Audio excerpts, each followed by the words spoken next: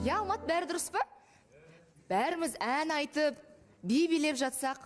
Қайырлы күн, Жана ханым. Қалайсыз? Өте әп-әдемі болып тұрсыз. Бәрі жақсы, өте керемет. Шын ба? Иә. Мөлдір? Қайырлы күн, Жана ханым. Мен енді басынан былай бастағам дұрыс емес шығар, бірақ кешегі әңгімеге оралсам ба? Бірден ба? Оны қазір Айза байланысқа шыққаннан кейін, сәлден кейін бастасақ, иә? Жарайды.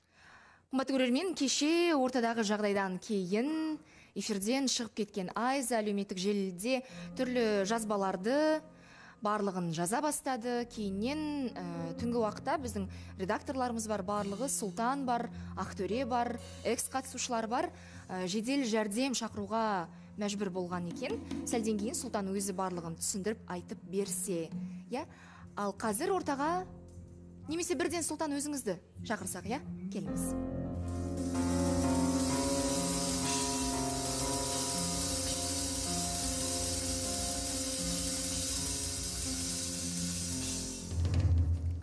Біздің Назгүл тәте сізге қатты уайымдап қалыпты. Сұлтан тіпті сәресінде бүгін ішпей қалды.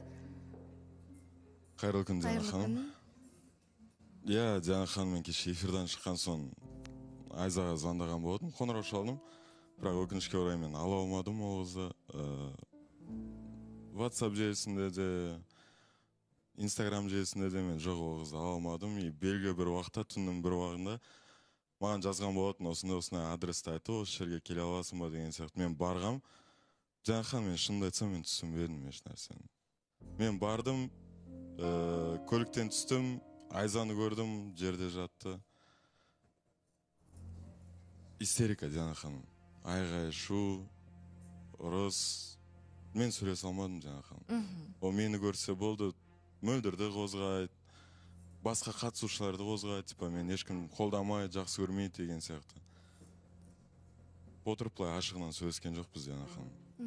Және бірден айта салайын, студияға келуге әзірше шамасы жоқ. Иә, Жана ханым, аяғында ушиб бар.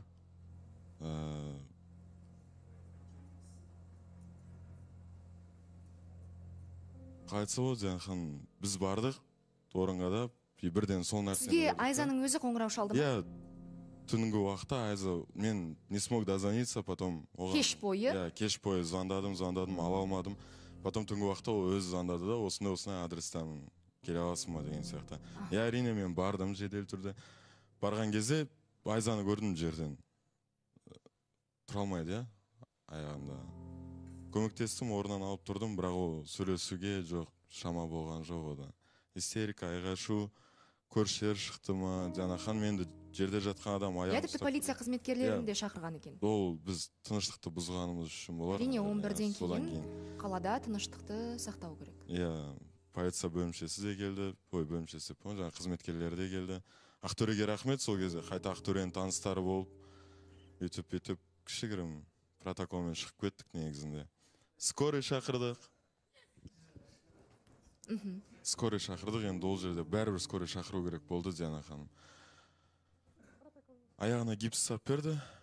Жана ханым, нақтырақ мен дұрыс сөйлескен жоқпын ол қызбен. Әлі сізбен сөйлесуден бас тартып жүр? Иә, сөйлеспейді.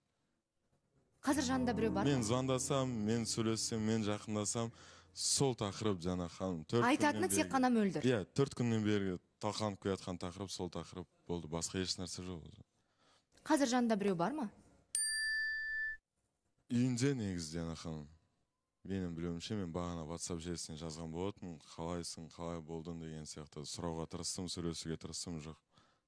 Нақтырақ мен білмеймін, Жана ханым. Өйткені біздің редакторларымыз таңға дейін ауруханада жүрген еді. Иә, таңға дейін ауруханада жүрді. Себебі, Жана ханым, ауруханада не ғой? Адам көп деген сияқты ғой, бірден кіргізе алмайды, бірден жасап бере алмайды деген сияқты. Сол себепті таңға дейін жүрдік, пока оның кезінде. Рентгенге түсірді. Рентгенге түсіріп, аяғында ушиб болғаннан гипс салып берді. Жағдай осындай. Мөлдір, иә? Иә, Жана ханым, кеше мен өзім болмасам да, қанша атым аталып жатты ғой. Енді мен өзім болмағаннан кейін ол нәрсенің барлығын түсіндіріп айта алмадым. Қазір айтып кетсем, ешкім мені бөлмесе, одан кейін айтатын нәрселерін қатысушылар айтар деген сияқты. Негізінде бұл әңгіменің барлығы кеше ауызашардан басталды ғой. Сонда мен ойлаймын да, менің кінәм, сонда мен негізі осы жылы ауыз бекіткен жоқпын да. Сөйтіп осы жерде қатысушы ауыз бекіткен қатысушыларды шақырып ауыздарын ашса деген менде ниет болды. Сондағы менің кінәм Айзаға. Айза, сен Сұлтанмен таныстықты бастап жатсың ғой. Жүр бізбен бірге, аузың берік болмаса да бізбен отыр деген сонда менің кінәм ба деп ойлап отырмын да. Сонда мен білмеймін, мына жерде мені неге кінәлап отырған. Кейін одан кейін Валенцияның да әңгімелері қозғалып жатты ғой. Мен Сұлтанға айтқан жоқпын. Сұлтан, мен қарным аш, тамақ әкеп берші деген сияқты ештеңе айтылған жоқ та. Маған Сұлтан айтты, мен енді ұйқымнан тұрып жатқан кезде, Моля, мен саған адам ретінде бір жерде отырғаннан кейін адамгершілікпен саған келіп тұр едім, медсестралардан тамағыңды беріп жібердім. Ем болсын дедім, мен рахмет дедім. Одан кейін онда ешқандай бір Сұлтанмен бір жолығу болған жоқ, бізде әңгіме айту болған жоқ. Енді бәрі де былай айтамын ғой. Мына жерде басқа қатысушылар келіп, бірақ Сұлтан маған айтты да, Моля, сториске салмай-ақ қойшы, Инстаграмға деді. Мен адамгершілікпен оны салған жоқпын. Егер де мен оны салсам, ол кезде басқа нәрсе болса, ренжуге болады да, сен әдейі біздің ортамызға түсу үшін салдың деген сияқты. Енді кеше де айтып жатыр ғой, менің стористерімді тығып тастапты деп. Соны түсіндіріп айтып кете салайын енді. Негізі алдында мис қосылайық басталған кезде мен дауылпаз іздеген болатынмын сторисімде. Енді бүкіл қыздар менің, енді мына конкуренция болды ғой. Содан кейін мен бүкіл қыздарды скрит етіп тастаған болатынмын. Сол қыздардың редакторларында скрит етіп тастадым, ешкім білмесінші деген ниетпен. Сөйтсем білмеймін енді, Құдайдың бір жазғаны ма, дәл Айза шықпай қапты. Басқалардың барлығын шығарды. Барлығы шыққанда бір-екі редактормен Айза ғана шықпай қапты. Оны мен кеше естідім. Мен білмеймін, Диана ханым, бұл жерде Айзаның бір реніші маған да емес, Сұлтанға да емес, бір өзінің басқаша бір депрессия болып жүр ма, басқа проблемалар болып жүр ма, сондай нәрсе ғана деп ойлаймын да. Бірақ бір үлкен әйел ретінде бір әлемде соңғы жігіт құрып қалса да, бірақ жігіт үшін ондай жасап, ата-анасын ойламай, қызын ойламай, ондайға баратын адамды мен түсіне алмайды екенмін. Мені не үшін кінәлап жатқан, мені ол жерге не үшін араластырып отқан. Алдымен эфирде отырған кезде мені қандай қылып, сендер Молядан үлгі алыңдар деп мен қасында тұрып, айқайлап отырып, кеше мені мына жерде ең төмен адам қылып шығарғанына мен кәдімгідей таң қалдым. Хадиша? Мен Сұлтанға айтып кетейінші, енді кеше өзімнің ағамды қорғап, жаңағы қорғаштап, енді барлығын айтып жатырмын ғой. Бірақ кейін енді Әсел айтқаннан кейін Әсел ақпараттың бәрін айтып берді ғой, енді Сұлтан тамақ жіберді деген сияқты. Енді Сұлтан қараңызшы, мен ағам ретінде кәдімгідей сыйлаймын да сізді. Бірақ қазіргі кешегі істеп отқаныңыз жалпы мүлдем дұрыс емес. Мен былай айтайыншы, Сұлтан аға, егер сіз оны алдын ала Айзаға айтқан кезде, мүмкін бұндай нәрсе ушығып кетпес пе еді деген сияқты ғой. Бізде Айзаның истерикасын мүлдем кеше түсінген жоқпыз былай айтқанда.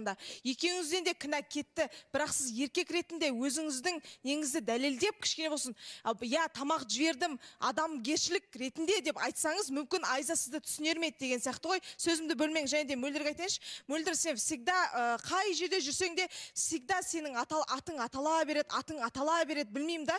Мүмкін сен өзің бірінші кінәратты өзіңнен іздеп көрмедің ба, Мөлдір? Жоқ, Хадиша, қазір айтып жатсың ғой, менің атала береді деп атым. Мен оған ешқандай да кінәм жоқ деп ойлаймын. Мен қайта-қайта атымды атай берсеңдер, өздерің қайта-қайта қоса берсемдер, менің не кінәм бар? Сен қазір типа айтып отқан шығарсың, сен әр жігітке өзің үміт беріп отқан шығарсың, сенің атың болмаса не үшін атала береді деп. Мен ойлаймын да, мүмкін осылай үміт бермегеннен кейін менің атым атала беретін шығар. Кеше мына жерде енді Әсел де айтып жатты ғой. Диана ханым, шындығына келген кезде Әселдерге мен айтқан болатынмын бұл нәрсені. Маған Әсел мен Ізбасар келді, сол кезде менен сұрады, кім келді саған? Налар келді ма деп маған басқа ескі қатысушыларды сұрады да, мен айттым, жоқ, Әсел басқа адам келген жоқ, бірақ мен, бөлмесеңіздер, бірақ мен күтпеген адамдар келді дедім. Ол жерде мен Сұлтанды күткен жоқпын дедім. Ол жерде Жандос та болды негізінде. Мен шынымен де Жандоспен де Сұлтанмен де онша араласпаймын да, мен ол адамдарды күткен жоқпын. Өзімнің күткен адамдар, мен кешеде айтып жатыр ғой сторисны. Жоқ, кешеде... Айтпақшы, мен айтуды ұмытып кетіппін ғой, бүгіннен бастап бізде студияда 2 мисс. Оның бірі Мөлдір болса, екіншісі Жандос. Тәж өзіңізге құйып тұрғандай жарасып кетіпті. Күшті жарасады екен. Бірақ кеше осы мәселе көтерілген кезде бір суырылып, мен де барып едім дегенді айтпадыңыз ғой. Жоқ, Диана ханым, негізі қайырлы күн, мақауыл болсын. Негізі жоқ, шынымен де ғой, негізі ауырып жатқан адамның көңілін сұрау, ол дұрыс та негізі. Дұрыс. Бірақ енді мен о жерде шынымен де ауырып жатқаннан кейін енді қалғандармен де енді араласып жатырмын ғой. Мен келген кезде мөлдір ғана болды да енді больницадағы. Мен көңілін сұрайын деп негізі ешқандай ниетім болған жоқ. Ал кешегі әңгімеге мен если кіретін болсам, мен де барып едім десем, ол уже... Жоқ, бұлай Сұлтанды құтқарып алмадыңыз ба? Онда тұрған не бар? Мен де бардым, мен де жалғыз бардым. Жоқ, менде онда ой болды, Диана ханым, сөйтіп айтайыншы деп, бірақ бір мақтаныш ретінде бір рия болып кете ма дедім да, одан кейін үндемей қалдым. Онда кішкене Сұлтанды көтеріп алып, мүмкін бүгінгі кешегі түндегі жағдайлар болмайтын еді. Жоқ, мен өзім бір мақтаншақ қып қоятын. Ешкім бармаған, жалғыз Сұлтан барған деген көрініс болып қалды ғой. Я, Диана ханым, мына жерде енді мен де бір жандаусы бір әдейі кіргізіп отырғандай қылмай қойшы. Просто мен маған солай жасаған жақсылықтарын айтқым келіп тұр, болды сол ғана. Кешеде айтып жатыр ғой, енді сториске ренішін салып, мен ешкімге ренішін салған жоқпын. Мен айттым, маған келуге міндетті емес ешкім. Әркімнің өзінің жұмыстары бар деп қана салдым да. Ал кеше мені бір как будто бір больницаға бәрін жалынып келіңдерші маған, мен ашпын деген сияқты қылып көрсетіп отыр да. Просто мен солай маған адами тұрғыда адамгершілікпен келген адамдарды просто айтып кеткім келіп жатыр. Диана ханым, осы жерде айтып кетіп салайыншы, мөлдір сен атын шығып жатқанына бәлкім менің де кінәм бар шығар, кешірім сұраймын, бірақ мен дәл осылай болғанын қалаған жоқпын. Хадиша, сен айтып жатсың да, барып неге Айзаға айтпадың деген сияқты. Мен отырып жайдан Айза, мен мөлдірге барып едім деп айта салмаймын ғой, как бы да. Менен сұралған жоқ, мен айтқан жоқпын да. И осы нәрсе болатын мен примерно іштей сезген сияқты болдым негізі, Хадиша. Осы нәрсе. Мен айта салайыншы, Диана ханым. Мен айта салайыншы, өтініш. Жоқ, Сұлтан аға айтып жатсыз ғой, енді мен қалай айта салам деген сияқты. Егер сіз Айзаға ұсыныс ретінде тастағанда, біз екеуміз таныстықта жүрген адамдармыз, мүмкін мөлдірдің ол алдында да айтып жүрген түгін Айза мен гримеркада естіп қалғам. Давайте мөлдірге барып қайтайық деген сияқты бір сөздерін айтқам тұғын. Сол кезде Сұлтан аға барып, давай Айза бірге барып қайтайық десеңіз, мүмкін ондай нәрсе болмас педі деген сияқты. Және де сендер мөлдір екеуің бір-бірінен кешірім сұрасыр, мүмкін сендер Айзадан кешірім сұрайсыңдар. Ертең мысалы, жоқ, тоқтаңдаршы, осындай қазір осындай ушығып кеткен мәселеге сендер екеулерінің кінәларың бар негізінде. Негізі осылай айта салшы, Арина, бір мен жаңа кімнің пікірімен келіскім келмей тұр да, Хадишаның замандас. Сен же айтып отырсың ғой, неге сен Айзаға айтқан жоқсың, бірге барып келейік деген сияқтышы. Негізінде сендер кеше ғана осы жерде пікір талас болған кезде сендер айтқан болатынсыңдар. Біз бір дастарханда отырған кезде Айза мен Сұлтан телефонмен сөйлесіп отқан кезде айтқан болатын, барып қайтайық деген кезде сол кезде Айза боқтады, жоқ бармаймыз деген сияқты. Просто менің ойымша, Диана ханым, бұл жерде Сұлтан өзі изначально білді. Ол жігіт ретінде айтты, барып келейік деп. Айза жоқ, бармайсың дегеннен кейін, бұл жаңағы айтып кеткендей адамгершілік қасиетін қосқаннан кейін, просто бұл білді. Егер де біліп қойса, Айза осылай ушығып кететінін білді Сұлтан. Сол үшін мөлдірге айтты деп ойлаймын, айтпай қойшы деп. Және де мөлдір, Түркістан, жанымшы, мен саған айтайын, бұл жерде мысалы кеше сен болған жоқсың ғой, сені ешкім жамандаған жоқ, негізі артыңнан ешкім сөйлеген жоқ, шынымен. Сондықтан барынша, менің ойымша бар ғой, Диана ханым, бұл әрбір адам баласы ғой, менің ойымша Айзаны да қатты сөгудің қажеті жоқ деп ойлаймын. Өйткені ол қыз баласы болғаннан кейін қаншама пікір болды, қаншама бір жаман сөздер болғаннан кейін әр адам өзі сондай стрессовый срыв болады негізі. Жоқ, Диана ханым, қайырлы күн. Қабыл болсын. Негізі ол ситуацияда мен де болдым, Диана ханым, шақырған кезде Сұлтанның. Но Айзаның тарапына өте-өте ауыр сөздер болғаннан кейін Сұлтан, может быть, сол мақсатта айтпаған шығар деп ойлаймын өзім. Кеше де сол нәрсені айтқым келді. Айзаға келетін болсақ, шынымен де, Диана ханым, ең мықты қатысушы негізі Айза ғой.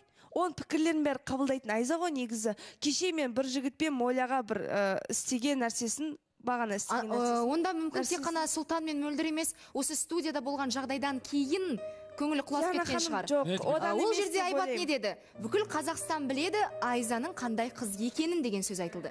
Одан кейін Жансая айтты, ақымақ жігіт болмаса Айзаны ешкім алмайды мына мінезімен деді. Жоқ, Диана ханым, ол пікірлер бар ғой? Барлық айтты ғой, сіз де айттыңыз, жобадан кетсін. Хадиша бүгін жақтап қалыпты, бірақ кеше ең ауыр пікірді Хадишаның өзі айтқан еді. Жоқ, Диана ханым, енді бүгін кішкене түрленіп жатырсыздар да? Жоқ, Диана ханым, Айза негізі иногда қоя тұршы қандай 200-ді. Бұл жерде жоқ, Диана ханым, мен былай айтқым келеді да, барлық адамда мінез болады да, бірақ бір-біріміздің мінезімізге тиіскеніміз қаншалықты орынды деймін да, ол менің мінезіме тиісті, дурянка, ты дура деген сияқты.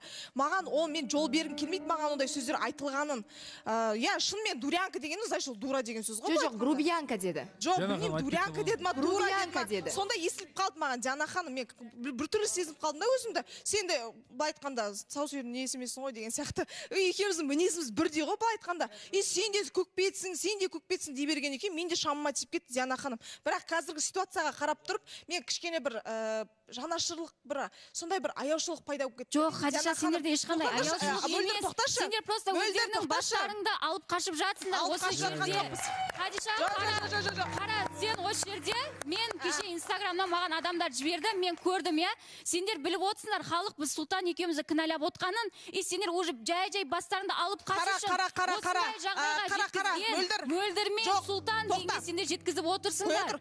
Мен бастапқыда біз екеуміз Айза екеуміз ұрысып қалдық қой. Содан кейін Әсел тұрды ақпарат айтты, то что Мөлдірге барып қайтқан. И мен уже ойым өзгерді. Қалай сонда Мөлдірге тамақ апарған деген сияқты. Мен Сұлтан ағамның уже күдік. Қалай сонда деген сияқты. Алдыңғы ситуациялардың бәрі шындық па не осындай деген сияқты. Ұнатады ма не деген сияқты менде ойлар кетті. Содан кейін мен қазір былай айтқанда шамым кәдімгідей ашуланып отырмын да сізге Сұлтан аға. Егер сондай нәрсе болған болса, неге Айзаға ертерек айтпадыңыз? Хадиша, талқылай бергенде еш нәрсе өзгермейді ғой. Кінәлі болып қалады ғой. Екеуі ғана ма? Екі адам ғана кінәлі емес негізі Хадишаны. Ауыр пікір айтқандар кінәлі болмайды ма? Ауыр айтқанда да Сұлтан, бұл жерде Сұлтан и Мөлдір кінәлі болып тұр. Жоқ, Хадиша, осы әңгімені мен айтыра салайыншы. Осы әңгімені баста шығарған Хадишаның өзі еді ғой негізінде. Мөлдір мен Сұлтан деген әңгімені Хадиша сен шығарғансың осы жерде. Біз ар жақта өз-өзімізбен жүрген нәрсені шығарған сен болатынсың. Сен айтпаған кезде менің атым бұл жерде қозғалмайтын еді. Айбат мырза. Диана ханым, мына жерде енді мен де кеше қатты пікір айтқандардың санағындамын, дұрыс па? Бұл жерде Мөлдірдің дым қатысы жоқ негізі. Айза мен Арина Арина мен Хадиша өз сөзіне секіріп жатыр. Бірақ мына жерде Диана ханым, мен айта кетейін. Егер де менің қызым, танысып жүрген қызым, я, мен айтам, мына қызға барып қайтайық десем, ол қыз қарсы болса, мен айтатын едім, жарайды деп. Бұл курьер бар, не бар, мен беріп жіберетін едім да, мысалы да. Беріп жібермесем де жай бір қалай айтсам екен, бір таныс емес адам атынан бір беріп жіберетін секілді солай беріп жіберетін. Атымды айтпай дейсіз, иә? Бірақ енді қараңыз мына жерде. Сөзді бөлмейміз. Өтініш тартыңыздаршы. Просто мына жерде Сұлтанның сәл сезім басым болып тұр да. Соған итермелеген сол сезім болып тұр негізі. Сұлтан, мойындашы, еркексің ғой. Диана ханым, мен жауап берейінші мына кісіге да. Сен неге өйтіп қадалып та қалдың? Ол жерде курьермен бер жер, анаумен бер жер. Ол бәрібір де шығатын нәрсе. Жоқ, Айза, менің көзімше дастарханда отырған кезде саған айтты ғой. Сұлтан, бармай қойшы деп айтты ғой. Жауап берейін да. Енді мен сен сияқты емеспін, барма десе бармай қоятын жарай ма? Сал десе сала беретін аяққа жазу бар. Мен сен сияқты емеспін, кешірім сұраймын. И менде адамгершілік басымырақ. Мен просто сол күн эфирдан сұрандым ғой да. Маған жол жөнекей, Диана ханым. Мен не істеймін, маған жол жөнекей болып тұрсын? Бізде жарнамадан кейін жалғастырамыз.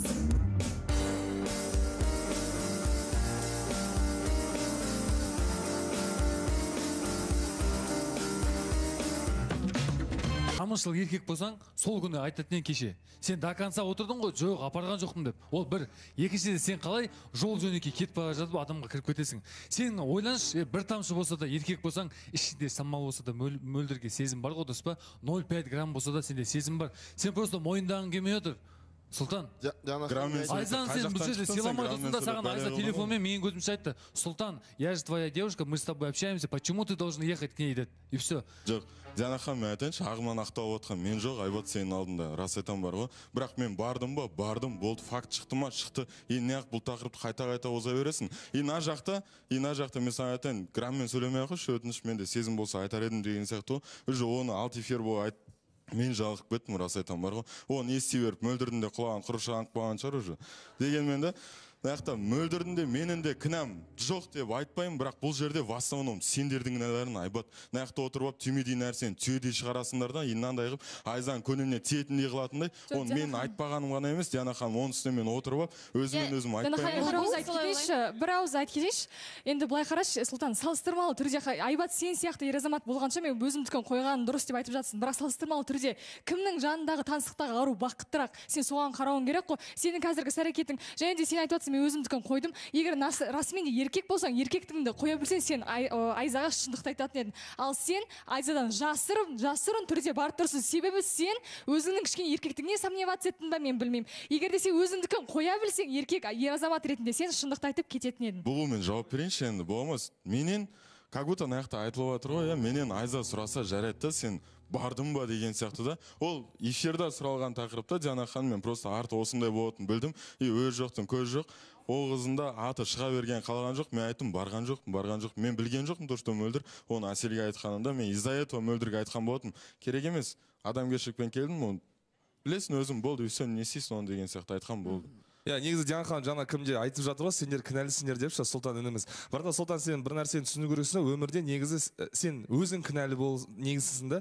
Бұл жерде ешкім кінәлі емес. Және де просто изначально сен осында шықпас үшін сен айту керек едің, мен бардым деп. Және де ағайындардың көбісін түсінбей жатырмын да, айтып жатыр да Сұлтан мен мөлдір кінәлі депші. Как будто бұл жерде бір кішкентай түймедей нәрсен бір проблема жасап отыр. Как будто екеуі тығылып кездескен сияқты бір махаббат бір әңгімесін айтқандай да. Бұл жерде просто передача болды. Айзада просто өзін сол неприязнь болды. Жаңа сізде Диана ханым өте әдемі сөздер айтып кеттіңіз жаңағышы. Жаңағы кім Айбатты кеше айтты мысалы да, жүйкеңді тоздырады деді мысалы. Кімде Жансаяда айтып отыр. Сол пікірден ғана сондай болып қалды деп ойлаймын. Және де саған өтірік айтпау керек еді просто. Жоқ, мына жақта мен сіз айтып отқандай емес қой, мен еш нәрсені мойындамай отырған жоқ емес, мен өзімнен кінәні алып тастап жатқан жоқпын Диана ханым. Иә, барлық кінә менен да, енді менен басталып тұрғаннан кейін мен де ол нәрсені мойындап жатырмын. Просто ана жақта бар пікірді сендер ушықтырып шығарасыңдар деген ойда ғана айтып отырмын. Және де өтірік айтып жатсың, мен сұрасам мен айтар едім ғой.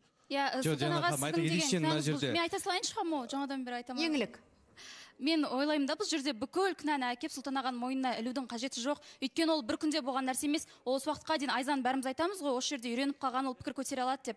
Бірақ сонда да ол жиналып келіп, осы жерде неше түрлі пікір айтылды. Кеше шынымен де өте ашық пікірлер айтылды да, саған көшеде жүрген біреу ғана қарайды деген сияқты. И оның барлығы оған жиналды, оның көңіліне тимейді емес, тиеді. Қыз баласы бәрібір де жүрегі нәзік. Сондықтан Сұлтан ағаның барғаны ғана емес бұл жерде. Ол общий ошақта отқандардың пікірлерінен туған нәрсе деп ойлаймын. Ой, енді мына жерде Диана ханым, енді кейбір адамдар кәдімгідей бір күн өзгеріп басқаша әңгіме айтып бастап кеткен ғой жаңағыдайша. Хадишаға не болды? Братан, не болды саған? Нұрсұлтан ғой Диана ханым. Нұрсұлтан? Иә, осының кесіріне бәрі. Өзінен сұрайықшы болмаса. Жаңа ғана бәрі дұрыс еді ғой. Сіз көрмедіңіз бе? Кіммен? Көрдік негізінде. Кім? Нұрсұлтан? В общем, Хадишаға кеп, сен 230 дегенде, енді Хадиша может дұрыс жағынан жеткізгісі келіп жатқан шығар, кеше айтып қойған сөздер үшін бүгін басқаша айтып, сен кеше былай айтып едің, бүгін былай айтып едің деп. Енді Әселдің айтқан сөзіне жылап отыр деп ойлаймын. Енді Әсел, сенің өзің кеше былай айттың ғой. Сені біз больница жақта көрдік деп. На самом деле сен көрмеген екенсің. Неге ол нәрсені сен жеткіздің бұяққа? Жоқ, енді ол жерде какая разница болып тұр ғой. Жоқ, большая разница, сен просто көрдім деп мен айтқаннан кейін. Мен Моляны бір сөзбен айтқанда айтқым келген жоқ та. Мысалы, маған сеніп айтқан нәрсесін. Бұл нәрсені шығару. Просто ол жерде мен Сұлтанның несіне шыдаймай кеттім, өтірік айтып отыр. Жоқ, Хадиша, қазір не үшін жылап жатырсыз? Енді мен сізді түсінбеймін. Диана ханым Хадишаға жаңа Әселге келіп айтты да, 200 болып кеттің деп. Кеше мысалы Айзан жамандап жатыр да, бүгін Айзан қолдап жатыр. Соған тиісіп кетті да. Хадиша енді соған айтып жатыр да, неге тиісіп жатсыңдар деп. Соған көңілі босақ болды. Жоқ, Дана ана жерде бір мен айтқан жоқ. Мен просто жай сөзбен барып айттым. Хадиша сөйтіп айтпай қоя салуың керек еді ғой деп жай сөзбен айттым да. Просто тұрды да, маған келіп атала салды Хадиша. Оған дейін қаншама адамдар айттыңдар ғой. Бір маған жауап бердің, қажет жоқ олай. Құрсын, бұл студияда ешкімді жылатпайықшы. Арты қиын болып жатыр. Нұрсұлтан. Диана ханым, бұл әшін кішкене көңіл бар, қазір қояды, нормально болып кетеді. Қайырлы күн, Диана ханым, қалай? Мен бұлай айтайын. Бізде неғып сондай сәл бір тірлік үсті ала басын алып қашып, бәрі алып қашып жатырда мынәрді. Егерде тірлік, дела бір нәрсе болса ше, өрде эфирі бар. Кім не сөйледі, кім қалай кім біледі, оның бәрі кім кінәлі емес, оны сіздер айтпай-ақ біліп алады. Енді мен бұл жерде тікелей кінәні мен Айзан өзіне артқым келіп отыр. Кеше жақтағандардың қатарына мен едім Диана ханымды, Айзаны. Бірақ Айзаны енді мен айтатын болсам, бұл жерде либо Айзада психологический срыв болды, либо бұл бір шу керек болды. Айзаның өзі бір шулап жүрген қыздардың қатарынан ғой Диана ханым. Бұл жерде бір шу керек болды да, бір шулатып ағысы келді. Енді Айза бізді көріп отырсаң, я уверен, что сен көріп отырсың, онда нәрсе не надо. Аман есен аяғың жазылсын, кел отыр, бақытты болып сен күйеуге шығарып жібереміз. Бірақ бұл жерде қатысушы мөлдірдіңкі де дұрыс емес. Келе салды эфир басталмайды. Вай мен мөлдір сен кеше ешкім кінәламады да, еш нәрсе де деп айтқан жоқ сен туралы. Сен мынәрде әшін саған әшін бүйт. Кішкентай бір нәрсе айтып қойсаң сен өзің жоқ, мен өзіңді слишком не істеп қоя бересің да бірінші орынға. Бірақ саған тікелей бұяқта ешкім сені кінәлаған да жоқ. Сен әшін атың аталғаны болмаса, сенің атыңды атаудың өзі болмай кетті да мынәрде. Жоқ, Нұрсұлтан андай ғой, сіз қазір айтып отырсыз, ешқандай қатысушылар. Ал менің өзімнің жекеме түннен бері жазылып жатқан қаншама смстер бар. Сонда менің шықпай жүрген жаным екен деймін да. Мына жерде менің не кінәм бар? Егер де мен Сұлтанмен жолығып, мен онымен кездесіп, мына жерде алып қалсам, ол бөлек әңгіме болатын еді. Ол жерде білмеймін, Диана ханым, бұл жерде Сұлтанның да кінәсі жоқ деп ойлаймын, менің де кінәм жоқ деп ойлаймын. Ол жерде просто Айзаның басқа біліп тұрып қой енді барлығымыз, оны не үшін бізді кінәлап отырсыздар? Диана ханым, не деген көкірек деймін да, негатив жазылады. Айналайын, негатив имамдарға да жазылады, президентке де жазылады. Диана ханымға суткасына қанша негатив келіп жатыр. Сендерге негатив келсе, ойбай маған жазады сен, халықтың алдында жүрсің ба? Жазады, көтере біл. Кім жазып жатыр? Кішкентай бала, үлкен, көтер оны, по-любому жазады. Сен телевизорға шығып тұрып, по-любому жазылатын нәрсе. Нұрсұлтан, ондай көтеру жағынан, пожалуйста, айтпай ақ қойшы. Сендер көтеру керексіңдер, мынандайсыңдар деп. Біз онсыз да көтеріп келе жатыр.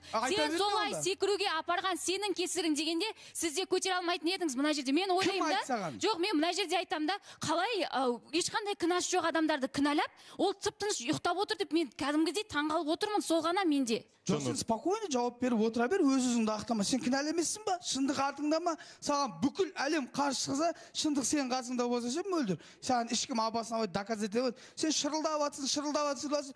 Іштеңке емес, әшін сен кінәңде жоқ, атың аталғаны болмаса мөлдір деген. Сен өзіңді бір кінәлі сияқты өзіңді ақтап отырсың да, ол сөз жерің дұрыс емес. Жоқ, бір жағынан таза ақтап отыр. Мен Нұрсан сен түсінбедің да, негізі бүкіл кінә да менен болып тұр ғой. Маған мөлдір келген жоқ қой, мен бардым. Сен жаңа ғана мойындамай жатырсың ғой, Сұлтан. Кінә менен емес сендерден депші. Мен үйтіп айтқан жоқпын, Айбат, мен сразу айтқан, мен үйтіп айтқан жоқ, мен айттым, кінә менен де бар дедім. Қазір ғана сендер кінәсіңдер. Бұл жерде конкретно негізі сен кінәсің. Жаңа хан мен накстерді вообще түсініп отқан жоқпын. Қай уақыттарым естіп жатсыңдар, енді айтып алайын да сөз өрмесеңші.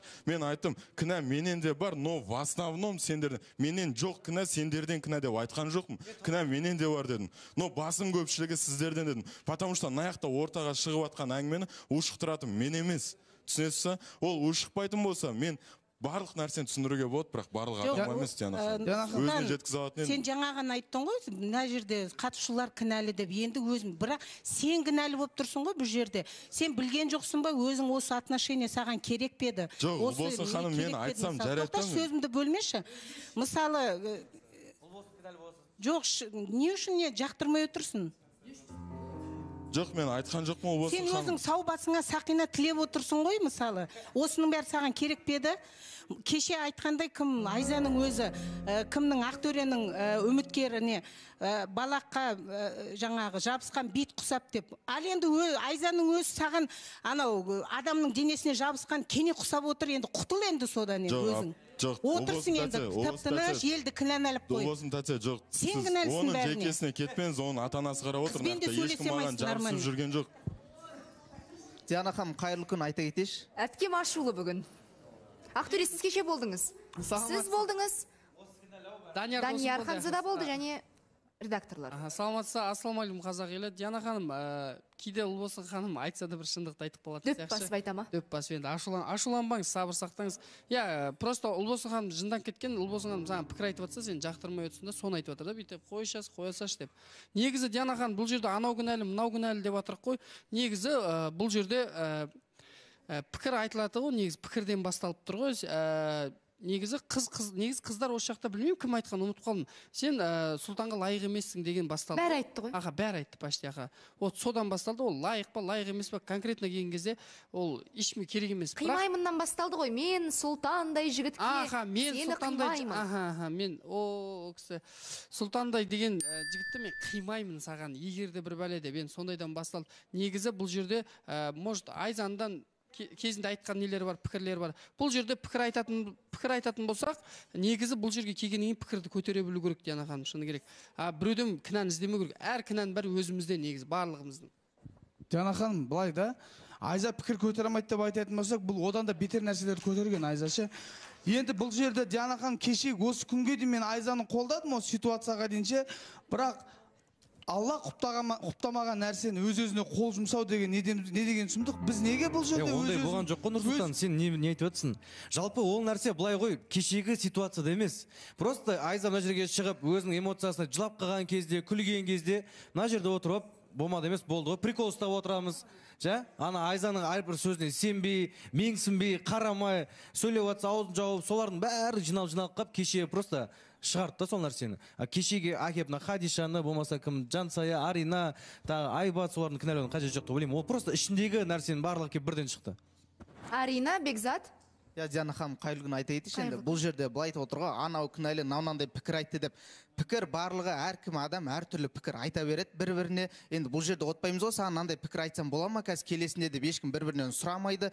И бұл жерде кінәлі только Сұлтан, сен и Айза. Басқа ешкім кінәлі емес. Екеуің ғана кінәлісіңдер. Қара, неге десең, өйткені екеуің бір тамақ үшін басталды, ұрыстың бәрі ауырып атқан больницадағы адамға тамақ жіберу үшін осындай у-шу шығып кетті. Неге? Либо сен Айзамен келісу керек едің, мен тамақ апарам, бірге барайық деп. Либо келіспесеңдер, онда сен бармай қою керек еді. Мен жіберем деп, либо бармай қою керек. Содан басталды, екеуің ғана кінәлісіңдер. Ал енді жалпы мен ойлаймын да, Айзаның мысалы және аяғында гипс дейді, естіп қалып жатырмын, кеше болғам жоқ менде, қазір сондай жағдай болатын, мен мысалы ондай қызды жалпы әйел ретінде көрмеуші едім өзімді. Өйткені ертеңгі күні семьяда тағы да бір проблема болса, сонда бала шағаны тастап сөйтіп кетіп қала ма, бір бәле өзіне істеп дегендей. Жоқ, Бека, мен сен сұраған қисын түсінген жоқпын, Диана ханым, рас айтамын, мен тыңдауда қалып кеттім, бағанағы тақырыпта қалып кеттім. Жауап бермей қойыңызшы, Диана ханым. Арина? Жоқ, Диана ханым мына жерде айтып жатыр ғой, енді біз кінәлі, сен кінәлі. Негізі мен, например, өзім жеке өзіме айтатын болсам, мен кінәлі деп сезініп атқан жоқпын өзімді. Өйткені Айза, бәріміз білеміз, Диана ханым, сөзді көтере алатын адам. Просто оған внимание керек болды деп ойлаймын, ол нәрсені істегенде. Мен ойламаймын, ол біздің пікірлерімізге қарап, осындай нәрсені істеп, андай келмей қалатындай эфирге істейтіндей. Просто өзінде проблемалар бар, и соған вниманиясы жетіспей сол нәрсені істейді. Былай айтайықшы, Диана ханым, негізі бәлем бәрі осындай больницаға жатып, моля деп не істеп отыр, кінәлап отыр. Негізі шыны керек ешкімнің басына больница бұйырмай қойсын, ондай тілемеймін, дұшпаныңа да тілемейсің дейді, о жаққа жатсаң, кішкентай бір бала сияқты болып қаласың. Уже андайда бәріміз жаттыға, мысалы айтып отыр жаңағындай сториске салып бір ренжісін, ол ренжіс емес, ол просто бұл Алла тағалам берген сынағы болады, сол кезде қасыңдағы кім екенін білу үшін деген сыналады достар. Сондайда біліп аласың, зато кім қиын затте. Енді сол кезде енді Сұлтанды Айза былай түсінуге болатын еді. Ода тұрған ештеңе жоқ. Моля больницада жатыр, барып внимание. Енді Айзанда енді аяғы ауырып қалды енді, Диана ханым, шыны керек енді аяғы. Енді оған да внимание керек, енді соған да көңіл бөлесіңдер да. Может сондайда, Диана ханым, әркім басына солай алма кезекте сөйтіп салатта түсінбесеңдер егерде деген сияқты ғой. Өте дұрыс айтып өтті. Негізі ол жақта егер моля болмаса да, қай-қайсысы болса да, ол ер азамат болса да мен барар едім, Диана ханым. Енді кеше Айза мөлдірді сынап ренжумен болды. Өзіне де сол нәрсе міне осылай келді. Өмір бумеранг деуші ме еді? Бірақ бұл жерде мен ойлаймын бәрібірде сіз білдіңіз ғой, басқа қыздар емес, нақты мөлдірден қызғанатынын. Сол нәрсені жасырып қалғаннан кейін қыз баласына ол жерде Айза болмаса, ол жерде Әсел болсын өз жұбында жүрген, бәрібір қызғанып қалатын еді. Шу көтеретін еді. Ол тек қана Айза. Бәрібір қыздар қызғанады. Қызғанатын бір адам болған кезде, дәл сол адамға жасырынып, ұрланып, көмек көрсеткен кезде, онда басынан бастап ашық айта салу керек еді сізге. Онда сіздің артыңыз қуыс болмайтын еді. Міне мен бардым, басымды шауып алсаң шауып ал, бұл менің адамдығым, бұл менің өзімнің қалаған ісім дүнием, сен не десең де мен өзім бармадым, міне сенің көңілің үшін мен медбикелер арқылы беріп жібердім, болды. Айзаның мінезін біле тұра. Ал кеше өзіңіз көрдіңіз. Атомдық бомба жарылды. Диана ханым, дәл осы нәрсе болмас үшін мен айтқан болатын. Лучше не надо, да, ешкім. Енді қазақ бекер айтпаған ғой, өтіріктің арты бірақ тұтам. Арт қылам деп тыртық қойдым десем. Енді Диана ханым, мен еш арам ойсыз, еш жоқ, біз сіз кінәлі демейміз, Сұлтан. Ол жерде қатысушылардың тарапынан барлығы көрерменнің негативі бар. Ол жердегі сен Сұлтанға лайық емессің, Сұлтан сені алмайды деген сөздердің барлығынан шаршаған сияқты. Жоқ, Диана ханым, мен ол қызбен сөйлесіп аламын, түсіндіре аламын ол жағдайда, просто тек сөйлесуге мүмкіншілік болса да, егерде. Енді бүгін студияға келмейді, біз тіпті де мазаламаймыз, ал ертең жағдайына байланысты, өйткені өзінің де айтары бар шығар енді, ренішін, өйткені интернетте түрлі пікірлер тарап жатыр, түрлі видеолар тарап кетті. Сондықтан нүктесін қою үшін ары қарай қосайық жобасында қала ма, жоқ па, мүмкін ертең айтып қалар. Артық қазір мазаламай қояйық. Ал сізді мүмкін қазір Айзаға қарай жіберсек? Рұқсат болса. Мүмкін кішкене көңілім бір өзіңізге қарай жібітіп, жағдайын жасап, тамақ, медбикелер арқылы емес өзіңіз былай беріп, жасырынбай, Онда Айза сізге қарай Сұлтанды жібердік. Өтініш, сіз де қырсықпай сөйлесіп көріңізші, иә? Кем дегенде. Өзіңіз біліңіз.